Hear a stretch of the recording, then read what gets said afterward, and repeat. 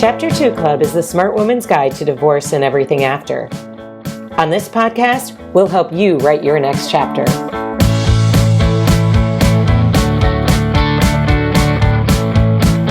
Hello, everyone, and welcome to the Chapter 2 Club podcast. Today is the fourth in our series, Dating After Divorce, Modern Dating Strategies for Women. Cassie Zampekheim is with us again. She's a renowned dating and relationship strategist, author, speaker, and coach.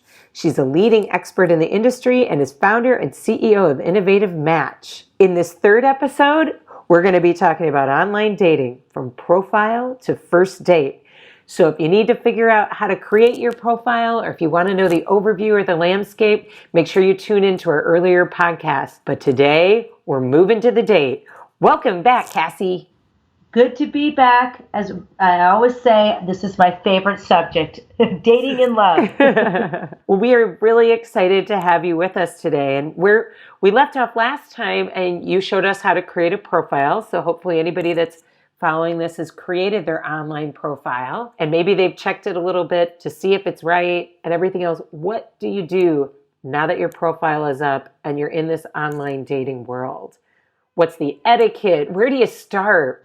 Right, so whether you're totally visible or you're just hidden right now or you're on your private mode, you did it. So now you're on there, now what? Many women actually are not reaching out to men online because they feel they're uncomfortable doing it. And I understand that, but here's the thing. The more energy and time you put into it, the better the outcome. It's almost like a second job, but it's a fun job. What is so important to do is to start that search process. So we'll start with the search process and then we'll talk about incoming emails. When you're searching for somebody, every online dating site will have an area that says search or discovery or whatever term they use that you can put in your search criteria. So you want to put that in. Everything from the age range to school to interest, whatever you want to do. You put that in and then you hit go search. And all of a sudden, you're going to get thumbnail photos of your matches, which is really fun. Because now you're saying, oh my gosh, now you're seeing and saying to yourself, I just put in my search criteria. Look at all these people that are popping up. What you want to do at that point is you want to click onto a profile and read it.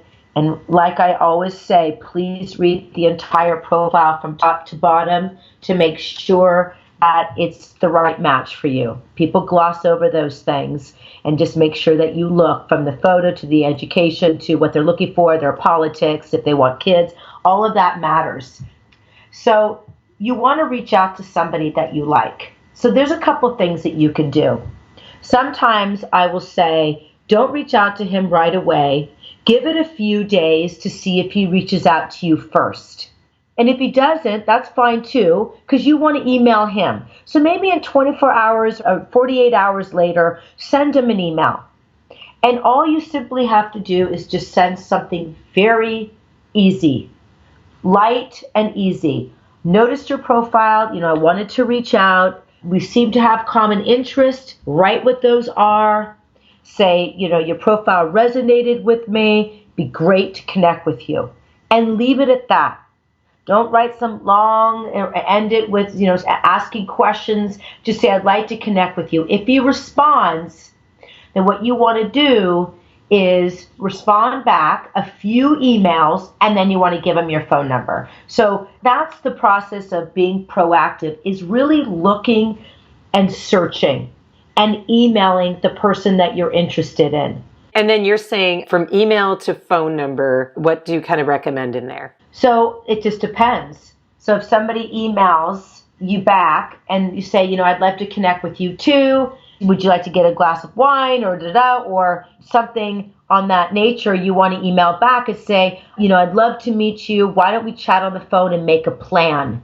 Then just switch it around because we want to humanize this process. We talked about that. Humanizing online dating, right? So you want to be able to have him call you. All you simply say is, let's chat and make a plan. Let's talk and make a plan. Let's speak on the phone. Here's my number. Feel free to text or call me. In this day and age, people don't necessarily just pick up the phone because they're worried that they're going to catch you in a meeting or with your children or whatever you're doing. So when you get them texting, you go from there finding a time to speak on the phone. And that's another thing about texting. We'll get into that in just a moment. But we're staying on the fact of first, when you're online, is really being proactive in the process. It is so important for you to be involved. Don't just sit back and wait for incoming emails. And you want to be on it a couple times a week. Every other day you want to be on it. Unless you're corresponding with someone you really like, keep checking it. Now let's talk about the winks, the likes, and the favorites, okay? The likes, I don't really do much with that. Winks, I prefer somebody would email first rather than winking. I kind of just let that one go. Winking sort of sounds like the fourth grade version of someone like poking you in the school cafeteria. Flipping a note and putting it in your desk. It's like, come on, just come talk to me or whatever it is. Yeah, so I'm not a big fan of winking. Now, here's the two sides of favoriting, okay? So one, people favorite because they're busy and they want to make sure they can find your profile again. And that's one great way to be able to go back and find a profile is if you favorite them, right? So you put them in your specific notes of, hey, I like this profile. I don't have time to email, but I will do it later. Then sometimes people put favorites in just because they want to put favorites in.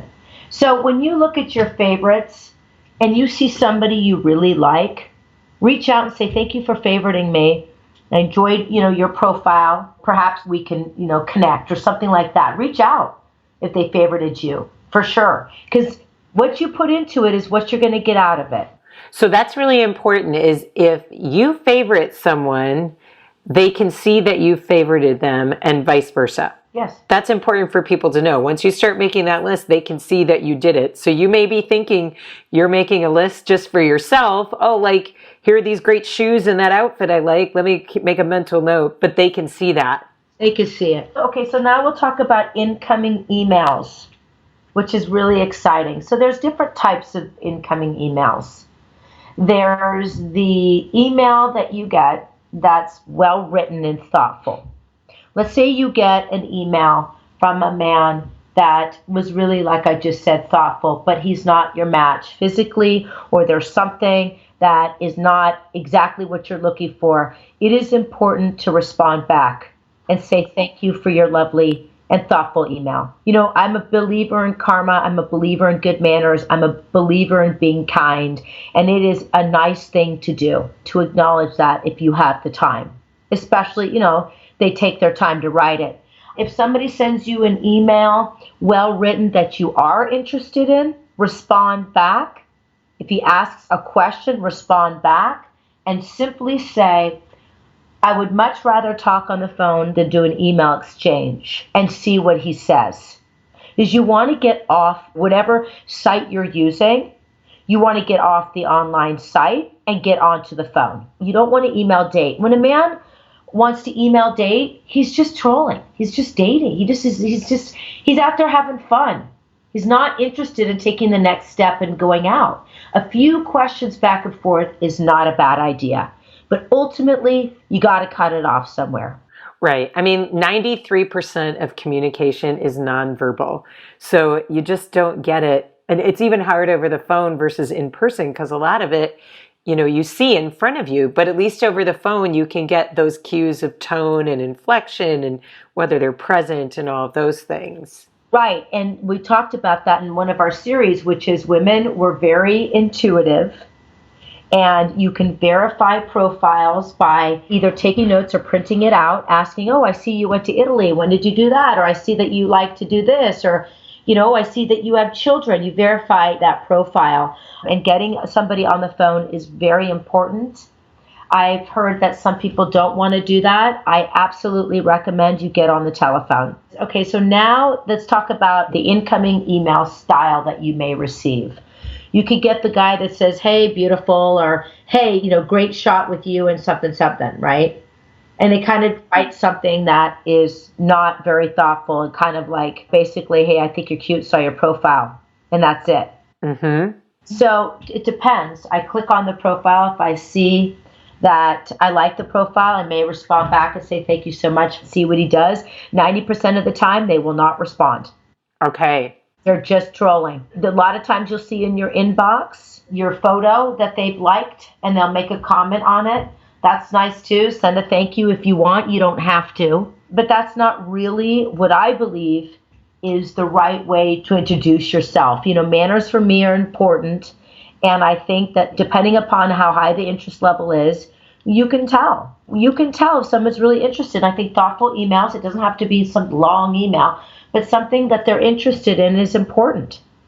And have they read your profile? Not just look at your photos. So you want to really take your time in reading those emails, but delete the ones that just get rid of them.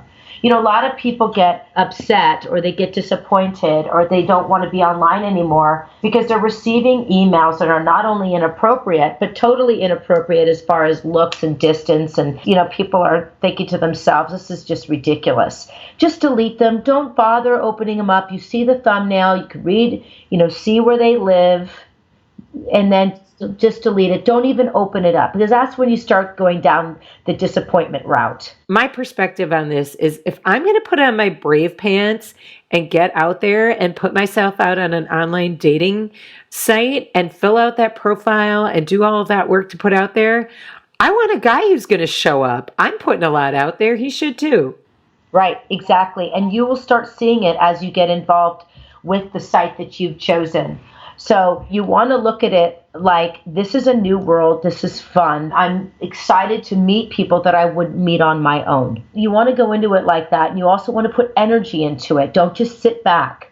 I had a couple people who had written in and asked some questions about this. And it's how do you say no? One woman said, I haven't dated in 15 years, was recently divorced. And she's like, I'm concerned about hurting people's feelings, or what is the etiquette these days?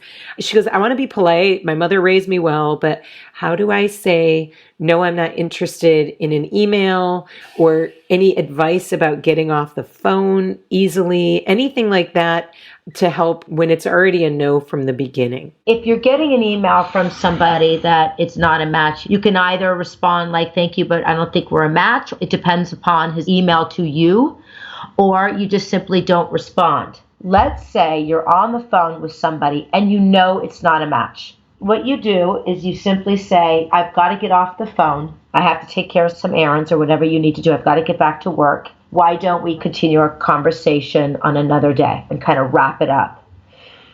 Send an email through whatever online site you're using. Send an email and say, hi, John, it was great speaking with you, but I just realized that we're not a match. That's what you need to do. Okay. So is it almost like one of the mantras you can keep with this when it's a no is the thank you, something about an appreciation, and I realize we are not a match? I'm wondering if there's just basic takeaways for those people who are nervous about getting out there. It's like, here's your language. It's already pre-written. They already have anxiety and they don't want to feel trapped that they have to do something or hurt somebody's feelings. So all you simply say is, great speaking with you. I've got to get off the phone now, and let's talk another time, or whatever you want to say on the phone to exit politely. Don't feel like you're going to hurt everybody's feelings. Remember, this is part of online dating. You talk to somebody on the phone or you meet them and it's not going to work out. You kind of learn to have a tougher skin because you're going into it just saying, I'm going to give this a try. Don't put the pressure on yourself at all. Go back into the site and say, like I just said, it was great speaking to you on the phone. I don't think we're a match. I wish you the best in your search. There you go. There's your language, ladies. What happens if they keep texting me? If you tell them that you're not interested, they keep texting you, just be done. Block them. Okay, now let's talk about the big pressure that a lot of women feel going out on their first date. You may get yourself up online, but the nervousness and the anxiety of a first date is very overwhelming. And it's understandable because you haven't had a date for years. And dating back years ago was very different than what dating is today. So what do you do on your first date? What are the suggestions? People ask me all the time.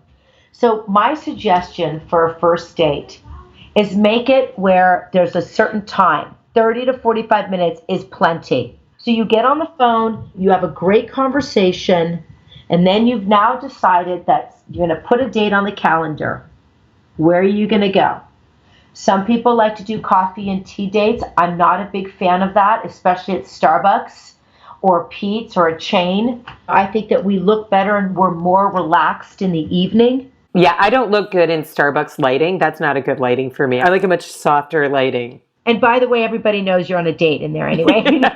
But there are some lovely places to go get tea and coffee at a nice coffee house or something that's nice. And I understand that meeting there. I'm just not a big fan of coffee dates. It reminds me a lot of speed dating. If you are comfortable with tea and coffee, and that's a suggestion, I think that's fine. Just don't do it at a chain. Find something that's, like I said, a coffee house or something that's nice, or a bookstore that has coffee. We have something local here that, a lot of people go to. So that's one way.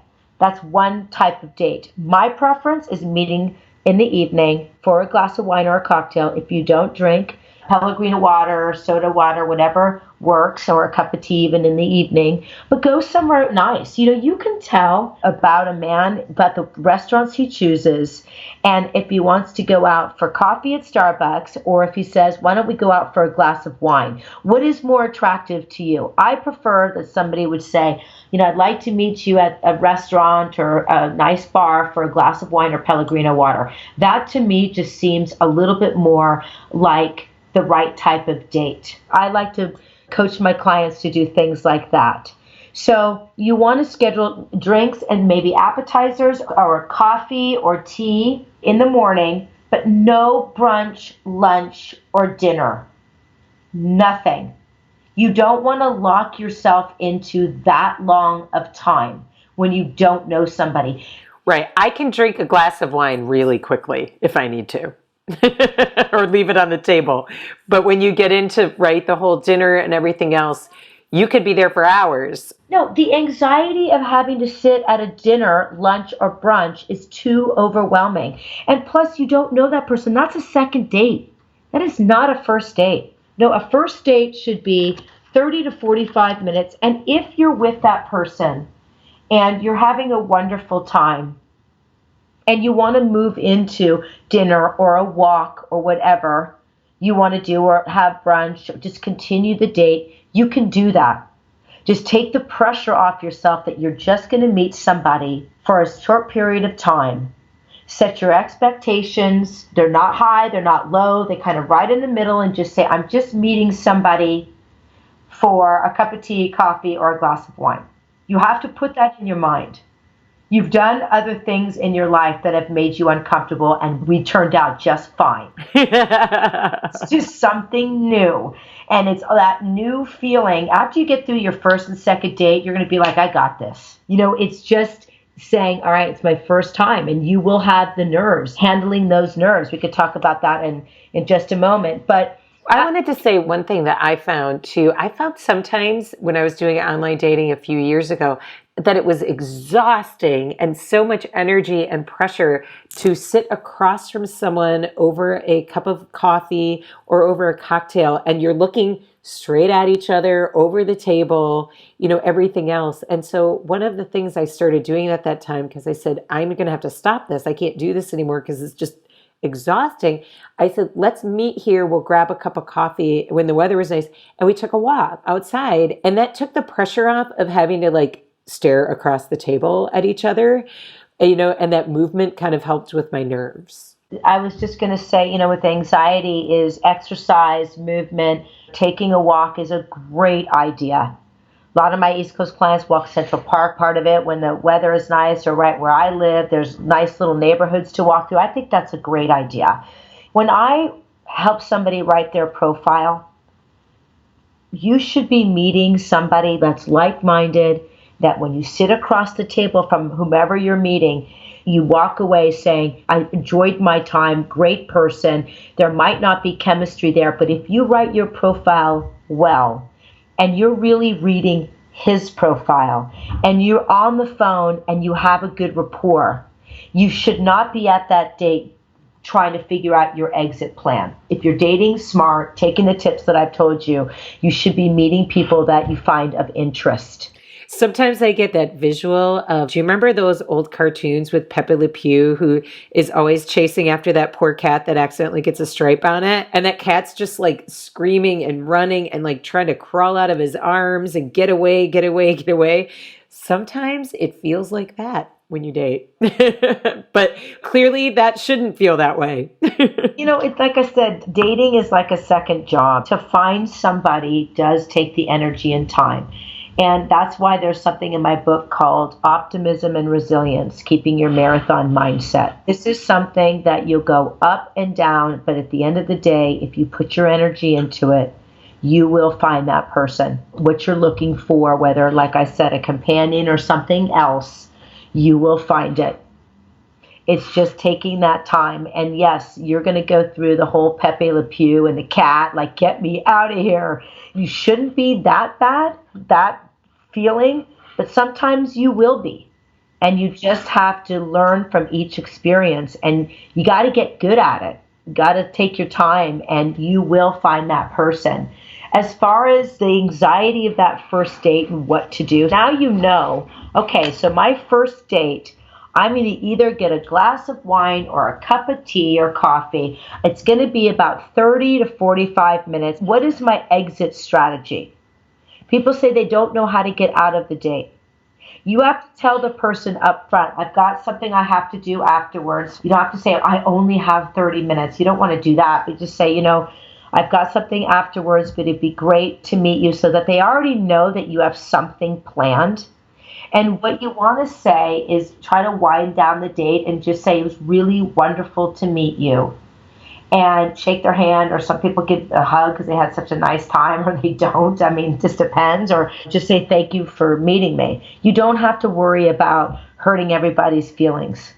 You just have to say, thank you, and I enjoyed meeting you, and that would be the end of it. People put a lot of pressure on themselves on how to have that exit strategy. So you want to set that up in the beginning. So that person, like I said, already knows that you've got something else going on. Okay, and the psychologist in me just has to say too, if you feel more comfortable with this, role play it with a friend before you go. If you haven't dated in a while, there's nothing wrong with practicing this with a friend. Exactly. It's a great idea. The other thing is also, if you're nervous about what to say, take that profile and write some things in his profile that you're interested in.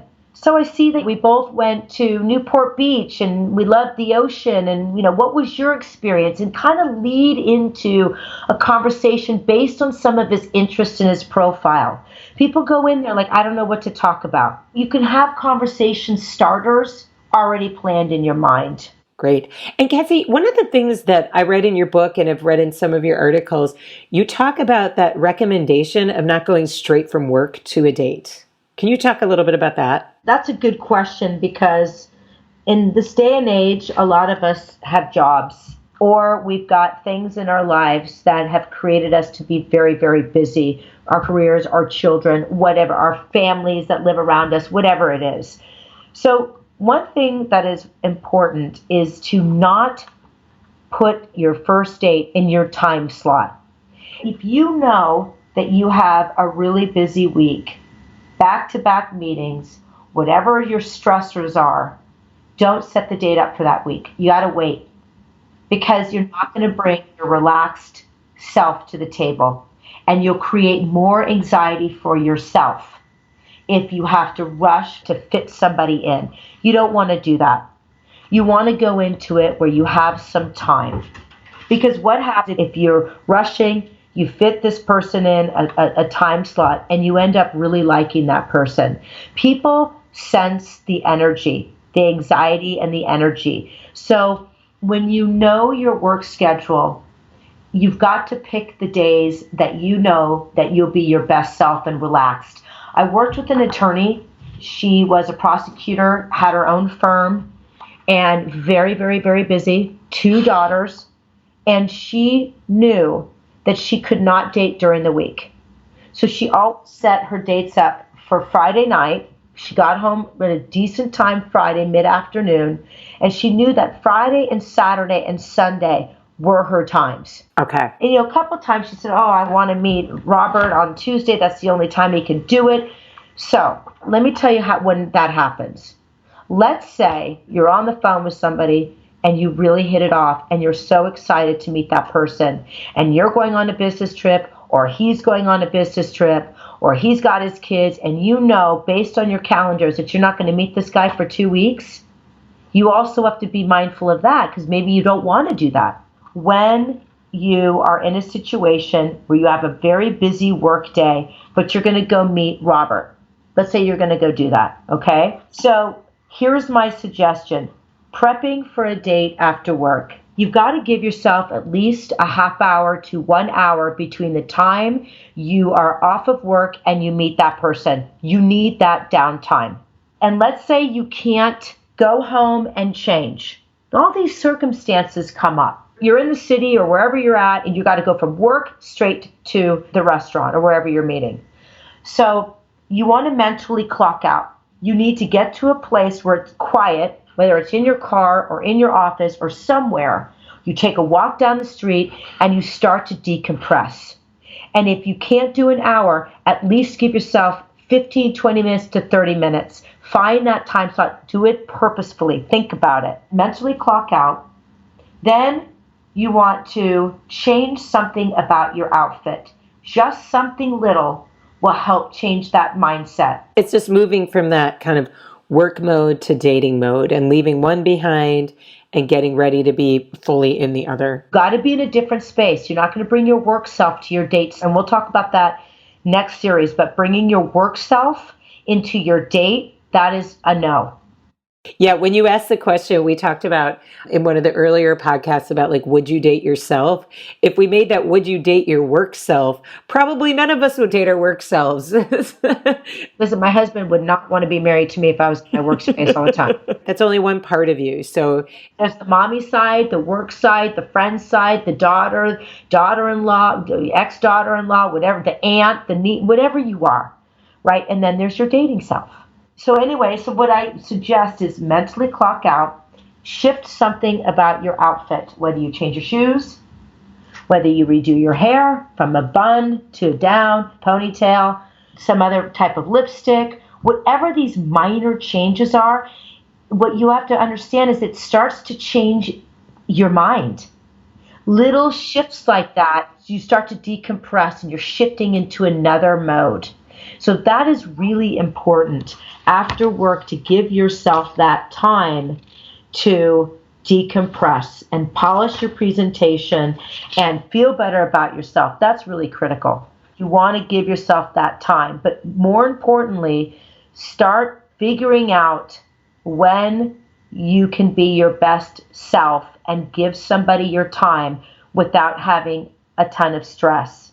And if you have a very stressful job, think about what days you are the most relaxed. And that's probably a good time during that interim period of kind of decompression and preparing for the date to put in your earbuds and put on that make me feel good, my favorite dating soundtrack, and get yourself all psyched up and in a good mind space. That's a great idea. Just putting the music on, going for a walk. You know, one of my most favorite speakers, she's a Harvard grad. Her name is Amy Cuddy, Cuddy, Amy Cuddy. And she speaks a lot about your body and feeling really good about, you know, your body language and how you can put your arms up in the air and just say, I am strong. I mean, she even brings her arms down. She does this whole series on a TED Talk. Right, the power poses. She does power poses. And I'm telling you, I'll never forget it. I watched her TED Talk. And the following day, I had a very important meeting. And it was very stressful for me. I went in the bathroom. I've never done this. I made sure nobody was going to walk in. I was kind of like, okay. And I was by myself. I could do this. And I started doing those poses, lifting myself up, telling myself I can do this. This is one meeting. I'm fine. And I know I can do this. And I feel good about myself. Those feelings really shift your mind. And some people say, you know, I don't really believe in that. Well, I'll tell you something. It made a huge difference in me. And many times my clients will call me going to their first date. And I always tell them, do your Amy Cuddy pose. Wonder Woman it. You're Wonder Woman. You got that red cape. Nobody can see it, but it's there. Yeah, and there's research to back that up. It's absolutely true. So what else? Is there anything else we need to know for that first date? I think the takeaway for the series is really about letting go of anxiety and not putting so much expectation on the date and yourself. Sometimes you get off the phone and you're so excited to meet that person, and then you meet them and it just doesn't work out. And it's very disappointing. So you want to have an expectation that's very reasonable. You go into it saying, I'm excited to meet this person. However, it might not work out, but I'm looking forward to getting out and having a glass of wine or a cup of tea. Got to look at it like that. Your mindset and attitude is so critical in the dating process, and letting go of putting so much pressure on yourself. This is just a date. It's just a date. And I'll tell you, once you get through your first date, you'll just sail on. It'll become more natural. So coming in with that mindset is really important. And then another thing that I know you and I have talked about, I'm a huge advocate of because I have a long-standing mindfulness and meditation practice, but is that sense of being fully present with the other person, really listening to what they have to say, asking questions. When your mind starts to talk to you and say, do I look okay? And like all of those things that our minds always do, it's like refocusing back on the other person. The other thing that I always say for anxiety and nerves is remember to breathe. Like every once in a while, just check, because many times we think we are, but we're kind of holding our breath. So just being able to take some easy breaths in and out, feel our feet on the floor, know where you are, can help kind of ground that energy and get you fully present. Absolutely. Breathing is an incredible technique to calm yourself. Check in. It's very important. A lot of people forget. They start breathing shallow. And the other thing is, I believe in visualization. One of the things that I always say is when you start getting those negative thoughts in your head, and we have them, it's what I call, it's your negative tape. We play a tape in our mind about who we are. You need to take the tape out, put it in a box, and stick it on the shelf. You have to stop playing that tape in your mind that I can't do this. I've got my profile up, but now what? And I just want to let it sit there. I'm not going to do anything because I'm not pretty enough, or nobody's going to want to date me, or I'm going to get rejected. We say so many negative things in our mind. I don't know what to do at a first date. I don't want to hurt somebody's feelings. I mean, we can go on a list right now, Mary Beth, of all the reasons why you won't take that next step. But you have to take that tape out, and you got to stick a new one in. You have to shift it in your mind. If you put in a positive tape, write down all the wonderful things about yourself, say that I could do this. I've already been through so much in my life. I literally, a first date after everything that we've gone through as we get older is nothing. You have to shift your mindset. It's just a date, and I'm not going to be trapped. I know what I'm going to do, how to get out of it. And if you take the tips that we talked about today, it should ease your anxiety and hopefully give you a platform for you to use and spring off and say, I'm going to be able to get this first date down. I could do it. That's great. Thank you so much. I feel like we've covered a lot of ground. So now everybody's got their online profile, and now you're ready to take that out into the in real life, as we say. So Cassie, thank you so much. Really, really appreciate all those pearls of wisdom. And we will look forward to our next podcast in this series. Thank you so much for having me. Happy dating, everyone. Best of luck in your search.